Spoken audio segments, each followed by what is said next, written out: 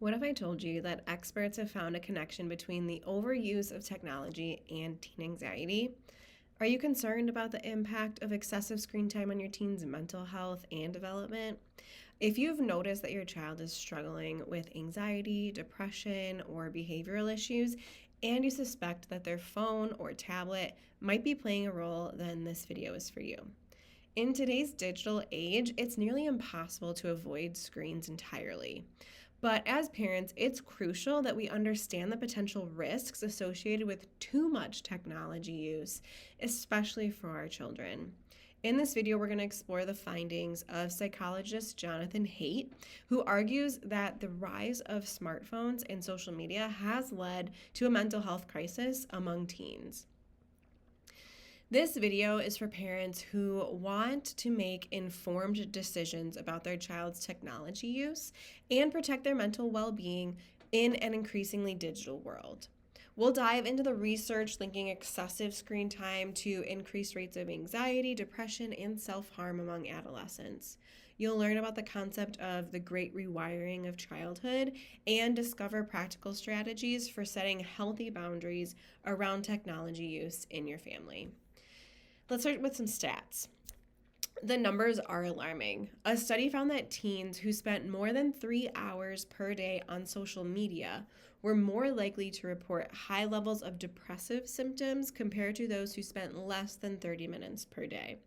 These trends coincide with widespread adaptation and adoption of smartphones and social media platforms, leading experts like Jonathan Haidt to point to technology as a key driver of the crisis. Some more stats that we see with anxiety: major depression amongst teens since 2010, so in the last 14 years, has increased 145% in girls and 161% in boys. Mental illnesses among college students since 2010, the anxiety has increased by 134% and depression has increased by 106%. Now, when we talk about anxiety prevalence, it's up in all ages, but the most is 139% in the ages of 18 to 25. A 2023 study of American college students found that 37% reported feeling anxious always or most of the time. 31% felt anxiety half the time, meaning that only a third of college students said that they feel anxiety less than half the time or never. Screen time, and particularly the use of social media, has increased since the mid-2000s. At the same time, the mental health of teenagers has worsened and is today one of the leading causes of illness among adolescents. Now, this is from the WHO in 2021. Let's look a little farther back. For instance, in 2019, 29% of teenage girls and 10% of teenage boys in Norway reported having issues with depression or anxiety. In the public debate, many argue that exposure to social media is one of the major contributing factors to the increase in mental health issues among teenagers, as social media is addictive and harmful and fuels an experience of inadequacy about your personal life or appearance. In 2023, UNESCO called for a global smartphone ban in schools to tackle disruption by smartphones in classroom and protect children from cyberbullying. There's a thing called the great rewiring of childhood. Haidt argues that the mass adoption of smartphones and social media has fundamentally altered the way that children grow up and interact with the world. The evidence is super clear that since 2010 to 2012, even before COVID, the rates of mental health issues and anxiety have absolutely exploded and are directly tied to teens and young adults being literally tied to their phones and social media 24/7, 365. Now, this is a two-part problem. Excessive screen time pulls children away from in-person socializing and real-world experiences that are crucial for healthy brain development. So they're missing out on key components of social and emotional development.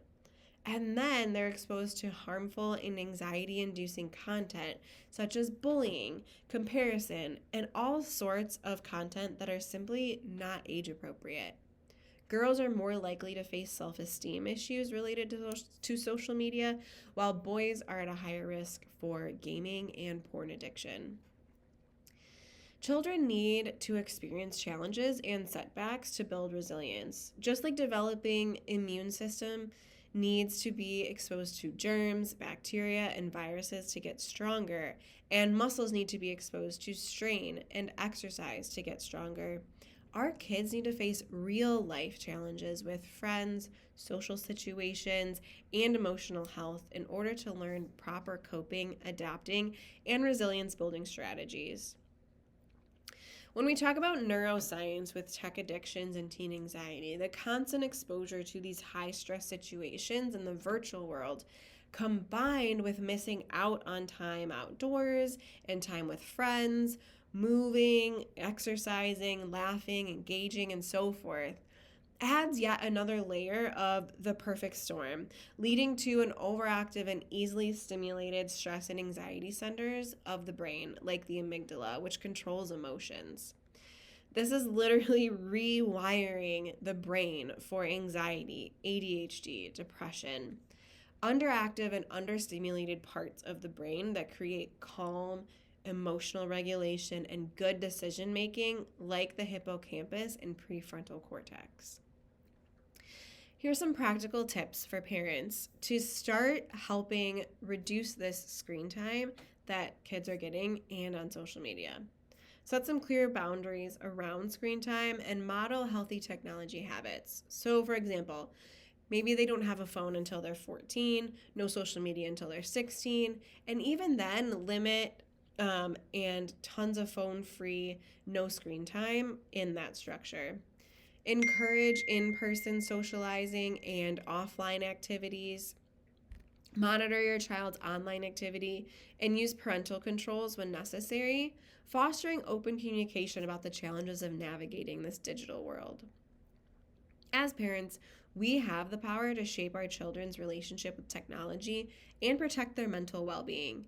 By setting healthy boundaries, encouraging real-world experiences, and staying engaged in our children's lives, both online and off, we can help them navigate the challenges of growing up in this digital age.